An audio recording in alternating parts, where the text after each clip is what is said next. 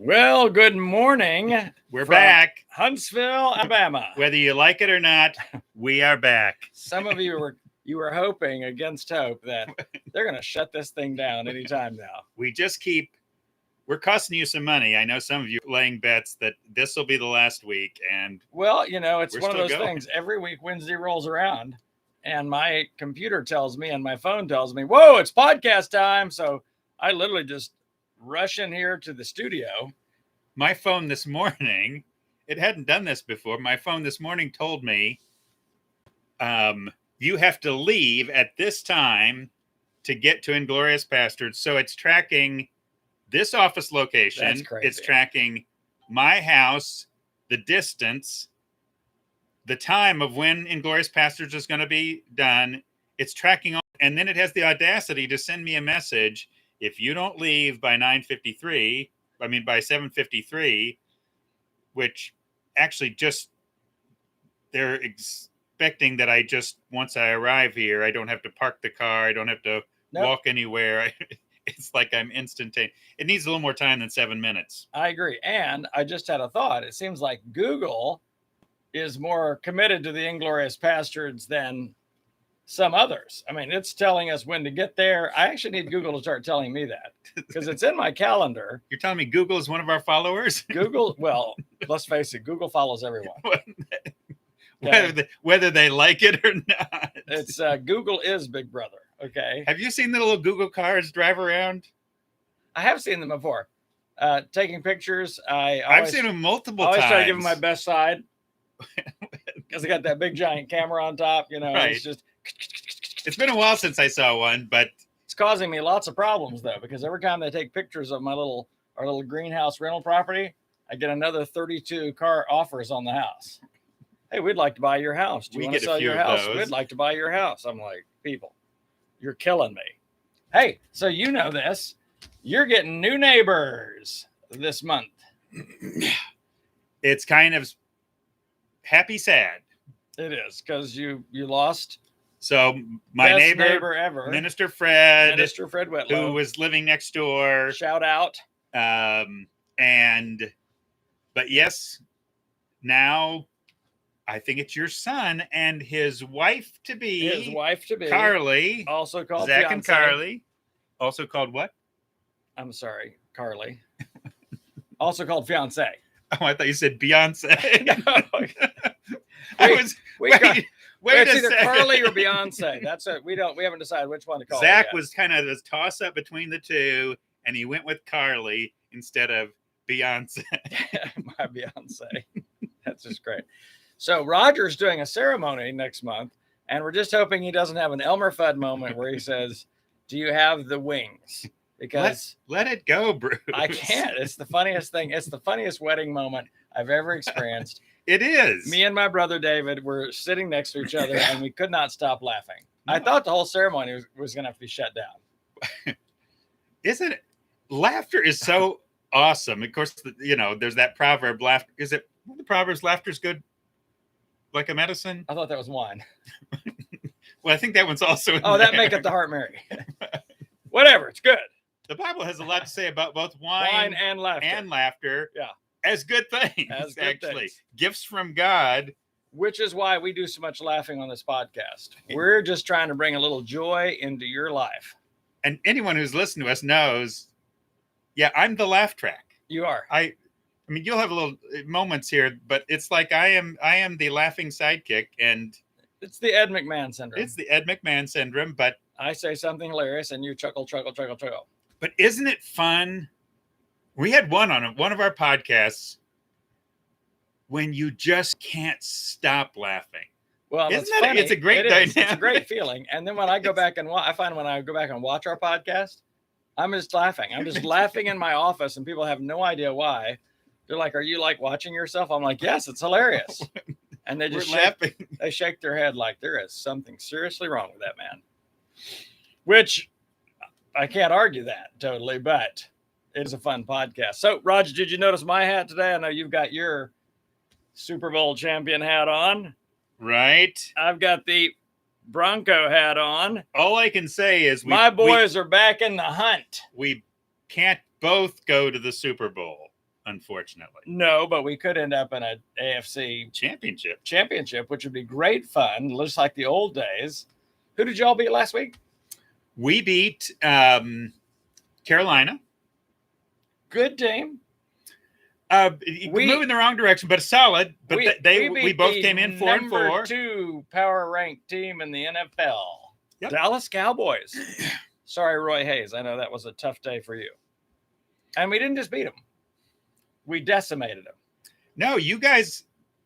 Without Von Miller, which is funny. I mean, just go figure.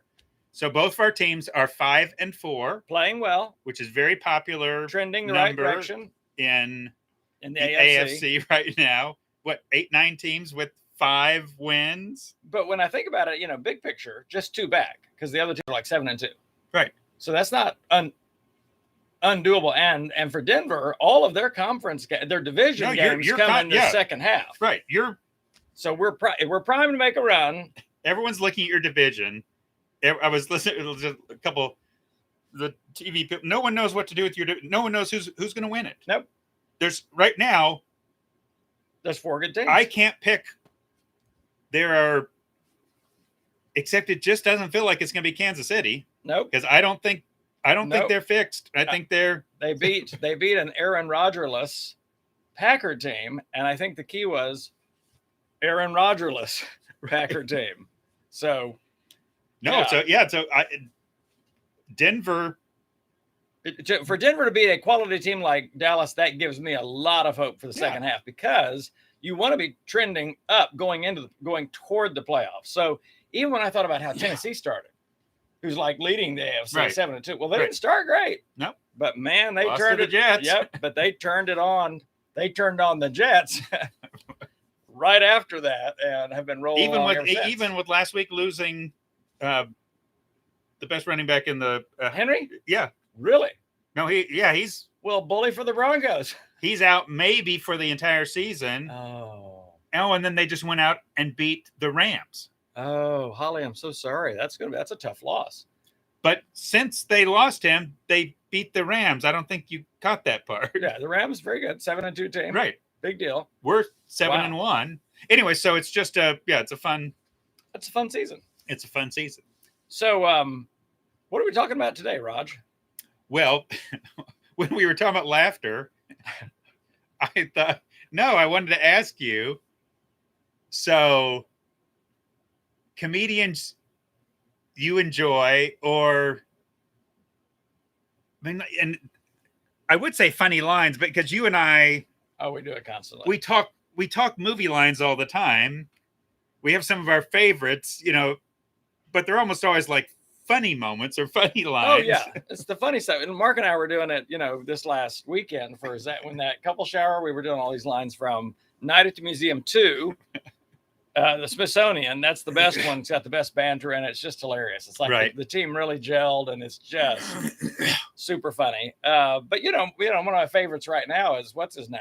I can't think of it ever.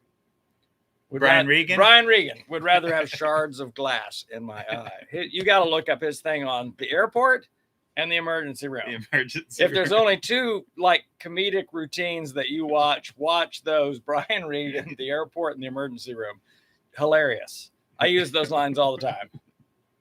Yes, well, we use them. Well, and I think about them all the time because I was experiencing it. So I flew to Savannah yesterday to pick up a truck because it was cheaper there, like $6,000 cheaper there. A Jeep truck. A Gladiator. Bruce is driving an Army Green Gladiator.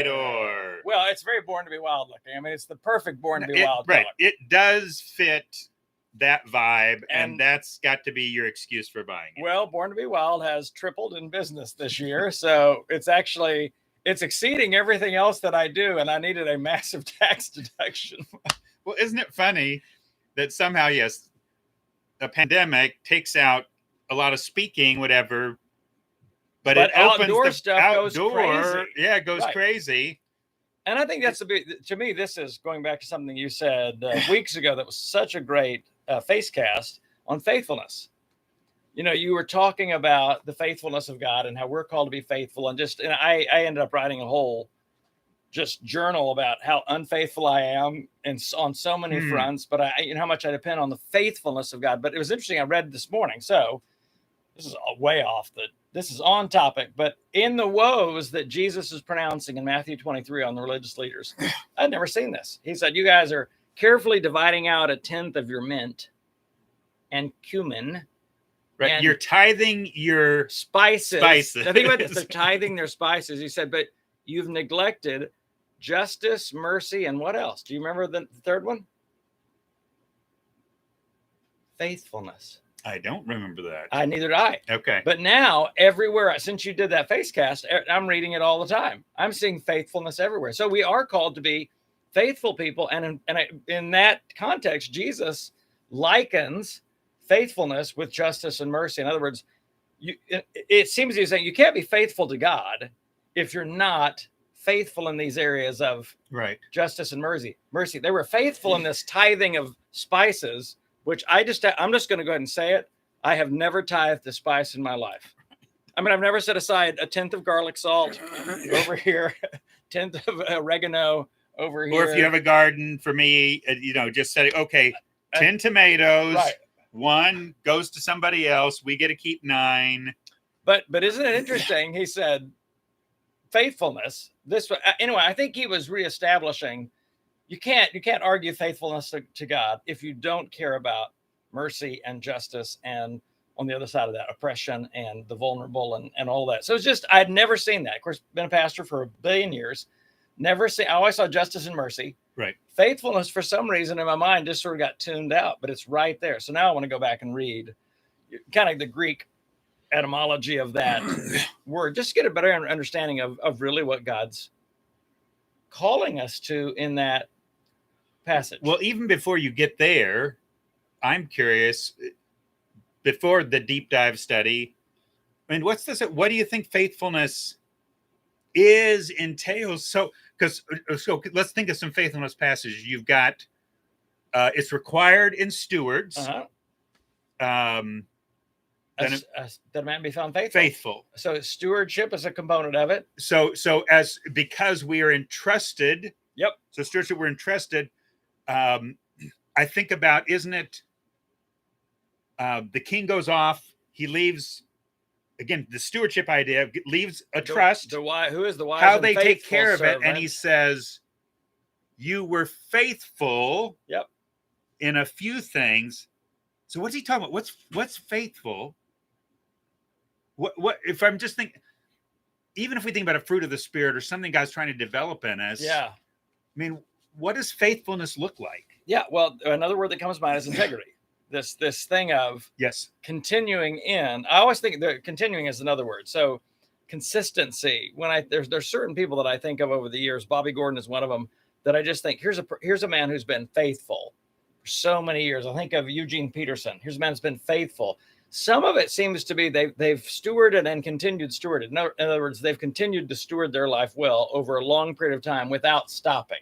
So one part of faithfulness there is like this perseverance, continuity, consistency. And that's why I say integrity. You know what to expect from this person because they're faithful. Right. Trustworthy. Maybe that's part of it. Well, I can count on this person too. That's what the king was saying.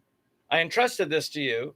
You were faithful with it. I know I can count on you for more things in the future. In fact, we're going to give you more responsibility. And even when we think about how we use the word, we will talk sometimes about someone who's unfaithful to their spouse. Right. They didn't keep their word. They could not be counted on. Right. So they lost integrity. Right. And I've been there. I've lost that space of integrity. I couldn't be counted on in that moment. And I was thinking about this sometime recently, but faithfulness then, and there's a thing Jesus talked about, I think, where he got at this. It's when I say something, people can count on it. And here, I think the thing Jesus was doing when he was saying don't make vows, you shouldn't have to make vows.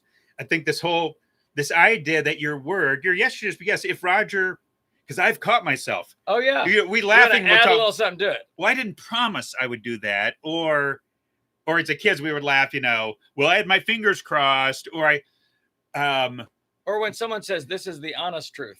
Right. I've always wondered, because it's like this mini vow. Right. It's like, I may or may not be telling the truth regularly. Right. But right now you can count on it. Right. Because it's the honest truth. And then I thought, well, what's the dishonest truth? No, it's the same. I'm not sure you can have dishonest truth. I've caught myself. No, I really mean it. Oh, we should just be able to say, I mean it. Right. Or we'll say seriously. Right. No, seriously. Seriously, right. So we're adding something. You're right. I think Jesus said we shouldn't even have to make. It is. We've gotten comfortable with layers of our word. And I think what Jesus was getting at there, which we're talking about not taking vows, nothing wrong taking vows. It's like, for a follower of Jesus, if you say you do something, if you say something, it's not, I vowed it. I as if there are categories of when I think faithfulness means if Raj tells me he's going to do something, he's going to do it. Now, I will say there's another component of that I think because of what Jesus follows that with, which is we don't need to make promises. Right. Because he says, you don't know what a day holds. You can't make one hair on your head, white or black.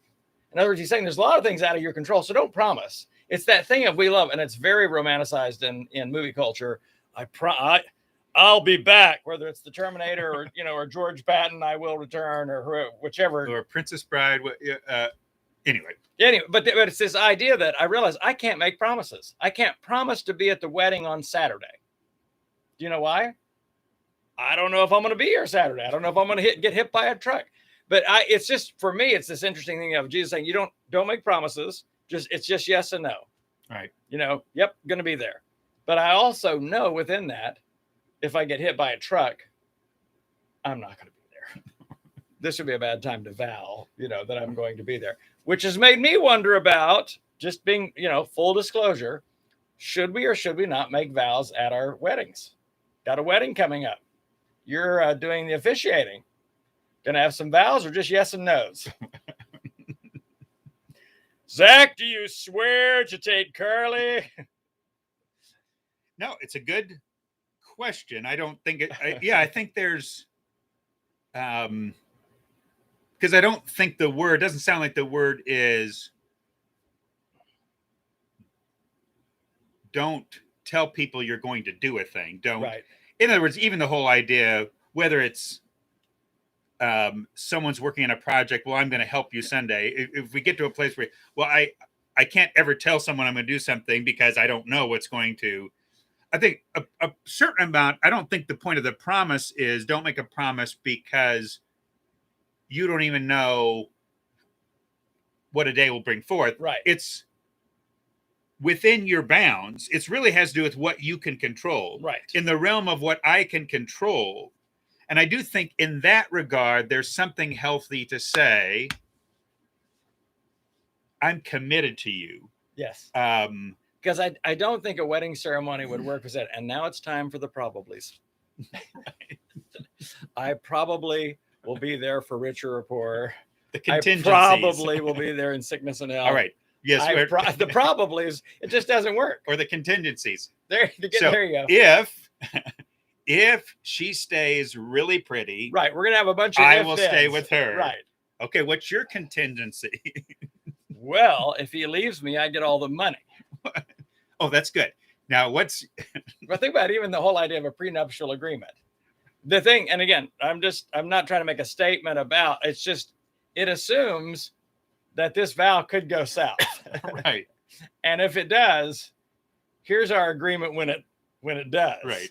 Which I wonder if it becomes this self-fulfilling prophecy of, I don't know. It's just. Yeah. The tension with vows, or the tension even, again, dare I say, with our word is sometimes we don't even know what we're capable of. We don't know the valley we might go into. We don't. I think I've told you before, I might have mentioned on a podcast, I still at times struggle with, there's some worship songs, there's this one that you say, Jesus, I will never let you go. And I sometimes would hesitate. I just tell them that part. I can't say that. Not because my heart right doesn't want that. It's that, can I say, do I have the strength? So it's that thing of, I can say like Peter, I love you, but I could deny you. Right, but I can't promise to be faithful to. Here's what I love about that 2 Timothy passage. It says he remains faithful even when we are unfaithful, because he cannot disown himself. In other words, we're hidden in Christ. So even when I'm unfaithful, which I am, he doesn't disown me in that moment. And I'm those are the kind of things that I rest on. The passage in 1 John, we know and rely on the love that God has for us. Think about that. We know and rely. He's faithful. I'm not relying on my love for him, which is up and down. It's just his is constant. It's this constant love. I trust. I know he loves me, and I trust that love even when I'm unfaithful. And that's the beauty. I'm just saying, in the Peter Jesus interchange. Right. I just realized that's the story that supports the verse you just said. Even when we are not faithful, he abides. That's what Jesus did with Peter. Jesus prayed for him. I don't want your faith to fail. I'm going to be there for you, whatever. Tells him in advance what's going to happen. But when he's not faithful, Peter wasn't faithful, which is, again, so many parts of my life. Peter wasn't faithful, but Jesus was. And Jesus' faithfulness carried the day. Jesus' faithfulness got Peter back on his feet, because this is where I think our unfaithfulness, as good as it is, can be a weight, can be an albatross, can be this thing that just, like Peter, he wanted to just give up. Yep. How often, gosh, I felt that. Let's go back to fishing. Failure, unfaithfulness. I made this promise. I said I would do this thing, and I didn't do it. I wanted this so much. I told you I would be this way, and then I didn't do that. I was oh yeah. And then but it's the faithfulness that pulls me back up, the faithfulness of God. When I'm unfaithful, he's still, I just thought of the word in the King, he's faithful and just to forgive us. He's faithful and just. He's faithful to forgive. Faithful means it's every time. So in other words, when I'm unfaithful, when I've fallen short, I have done the wrong thing. There was a gap between my word and my actions. Yes. His faithfulness always comes through. Yeah. I was listening to music last night. I was in kind of a melancholy mood. I've been experiencing a lot of depression lately. And when I do, I have these like whole melancholy playlists, because they allow me to just get in touch with emotion and shed tears. And that's good. Hold time out. So when you play more melancholy songs when you're in depression? Yeah. I don't like play a lot of upbeat songs, because it's Why is that? It allows me to emote. It allows me to cry. Allows me to shed tears. Surfaces. Okay, good. So I was listening to the song, and it reminded me of Marlene and I's story, getting married at 19. So 2 songs, actually. Adele has a new song out called I love Adele. Take It Easy on Me. And she's saying I was too young. I was too young to choose when I chose what I chose. In other words, there was all these things when Marlene and I got that we didn't. Anyway, so Marie Griffith, the other pastor in training, she sent this song to Marlene and I. She said, this song reminds me of you two, because she said you guys grew up together. And I thought, isn't that true? We married as teenagers and we grew up together. So we need to go easy on each other. There's so much we didn't know going in. But then I was listening to Peter Cetera, The Glory of Love. I don't know if you remember that song. Just brought me to tears, because he said, he's talking about, I wanted to be the hero. I wanted to be the glory of love. He said, just like a knight in shining armor from a long time ago. Just in time, I will save the day, take you to my castle far away. And it's this beautiful, and I had talked to Marlene about this 2 weeks ago in tears. And I just said, I wanted to rescue you from a hard kind of family life with the alcoholism. And I said, when you married me, I actually just brought more trauma into your life in many ways. And we had to grow together. And anyway, it's just the times that we do love well, Roger, it is a reflection of God's love that's faithful all the time. There are times that I love well. I do. Yep. And it's good we can say it that other times I don't. But the fact that I do it all, I'm like, it's because of God's faithfulness. It goes back because God is love. So if I'm able to do anything loving in relation to another human being or my wife, it is the glory of God. That song, The Glory of Love. Yeah. Powerful lyrics. I want to go back because it brought me to tears. There's just so many places in it where I could see my own life. But of course, I relate it back to Jesus, which is, he is the only knight in shining armor. He did save the day. He came to earth, and one day he will take us to his castle far away. Right. The paradise of oneness with he and the Father. Gosh, if that doesn't. But see, that's what it's a melancholy song, but it also brings hope. Interesting. So for me, it allows me to shed tears, because sometimes I have a hard time shedding tears when I'm in a depressed place. It's easier to express anger or irritability. Okay. But when the tears flow, it's healthy. That's all I can say. So sometimes maybe the tears can even save you from the anger. That's such an interesting. Well, and I teach people, stay in the weak emotion instead of allowing yourself to go into the power emotion of anger. Okay. If you feel sad, tell your spouse you feel sad, not you're mad at them because, or you're disappointed, or you're confused about something, or you feel helpless, whatever that is. No, but what I love, I think that's very helpful, is because even this insidious idea that we shouldn't cry, that somehow, or that men shouldn't cry. Yes, or that it's a weakness, right? That it's and so we're actually steeling ourselves against this thing that God's given us that's critical to our health. I remember talking to a friend, well, more than once, but talking to a friend, and tears are welling up, and sometimes even sobbing or whatever, and just realizing that moment, this is healthy. Right. Something about how body and soul go together, even in this heaving and the tear ducts, so this wisdom that you have, or that you're putting out there, doing something that actually helps the tears come rather than tries to block me from, trying to stay strong. I'm going to listen to the upbeat. The joy of the Lord is my stop strength. It. You stop. The joy of the Lord is my strength.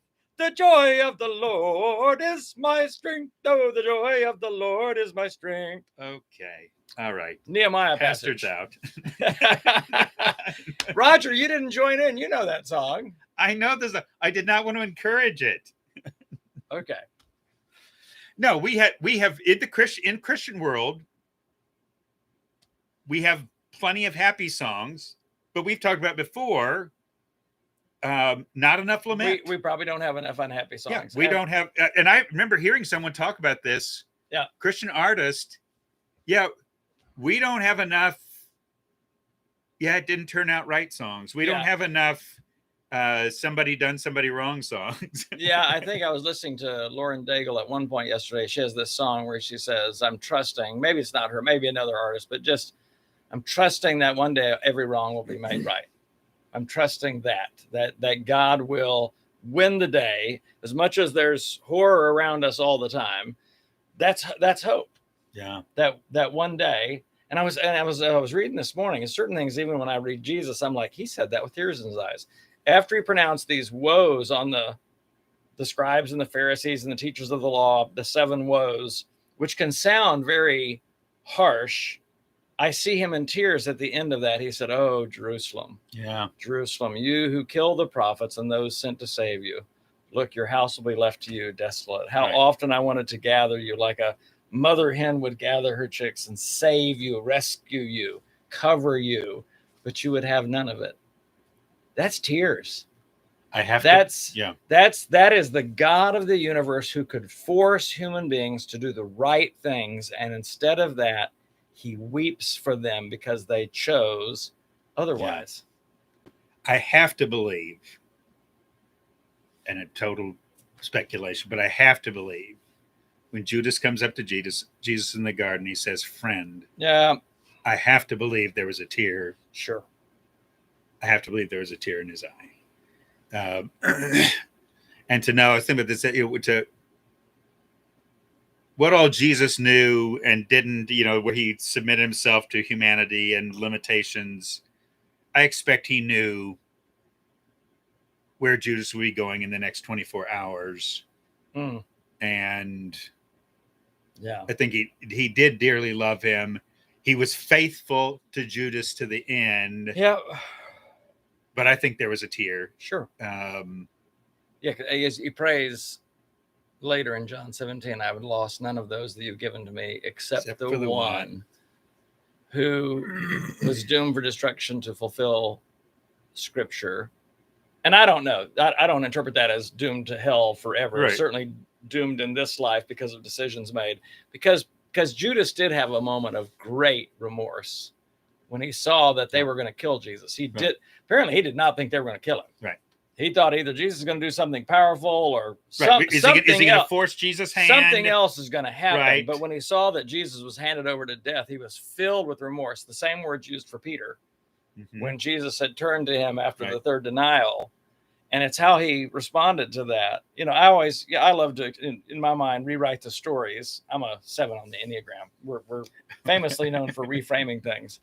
Okay. But wouldn't it have been beautiful if Judas had not only repented and thrown the silver back to the temple, but then came to follow Jesus again? Yeah.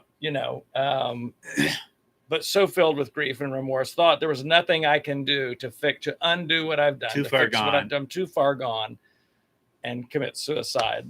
And that fine line between him and Peter. Yep. Who because Peter could have done the same. Who may have felt the exact same thing. I can't say that dark thought did not cross his mind. I have totally, because he loved Jesus so much. Oh yeah. And here, look at me. I thought you meant look at me. I could physically look at you. Am I supposed to look you in the eye when you say something on the Pastords? Actually, we felt like going in today. We're gonna have to keep Bruce awake. He's got a sinus infection. It's a wonder he's even here, and I felt like I was going to be ribbing him. I was praying before we got on the podcast, and I fell asleep.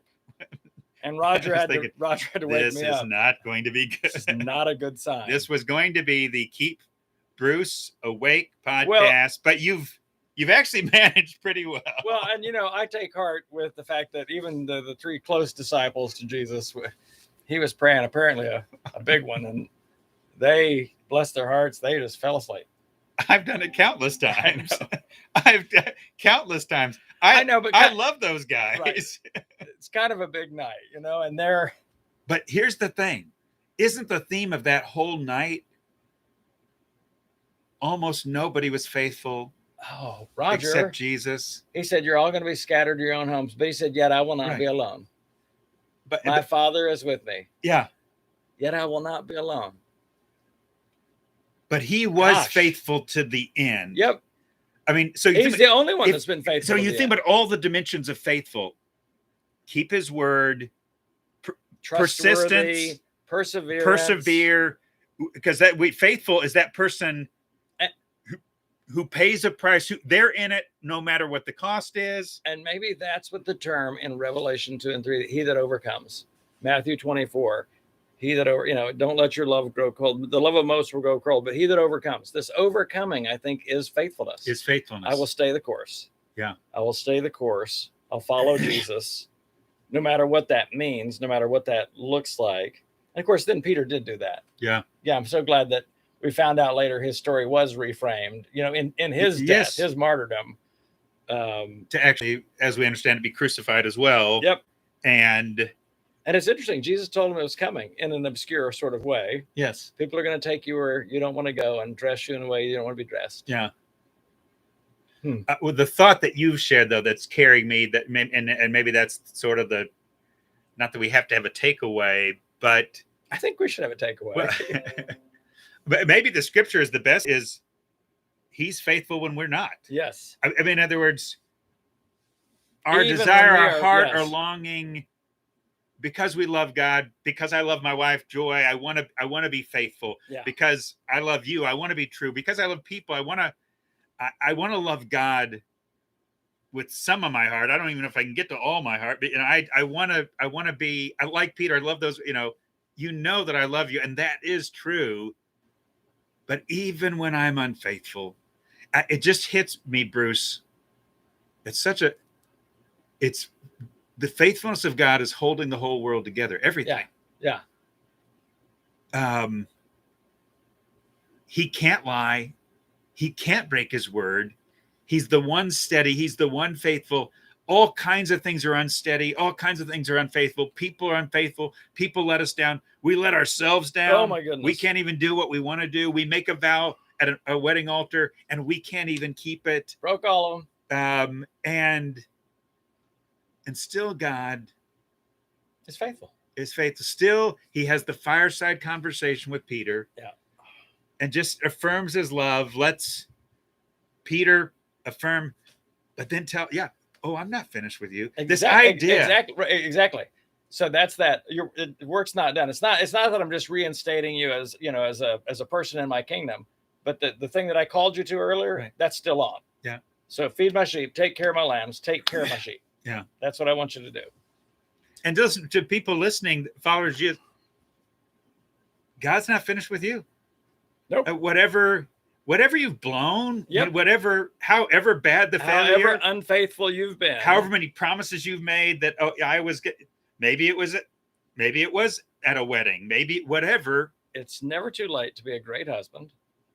It's never too late to be a great father. This is something I take a lot of encouragement in, and I tell people all the time. In other words, I can look back and say, gosh, I was a bad father in certain places. I was a bad husband in certain places, but I don't let that define me. It's never too late to be a great father. Unfaithfulness doesn't have to be my identity. And I don't have to continue in it. Yes. So today, yep. In other words, because I think that can be one of the lies of the enemy. Oh, I've failed so much. I've done this. This is just who I am. I'm just a person who doesn't keep my word. I'm just a person I'm just a loser. No. Today, I can choose to be faithful today. We're not looking at the whole of, it's just, maybe that's the word. Choose faithfulness today. Yep. Don't look at God's faithfulness covers our past. God's faithfulness and promises cover our future. I just need to be faithful today. And I think they can cover the present. I think that's a good word for our listener viewers out there. Even when we are unfaithful, God remains faithful, for he cannot disown himself. Yeah. We are hidden in Christ. And I need to say one last thing. Go Broncos. Until you face the Pats. Nope. Still go Broncos. Go Pats. Go Broncos. Go AFC. Go AFC. That's great.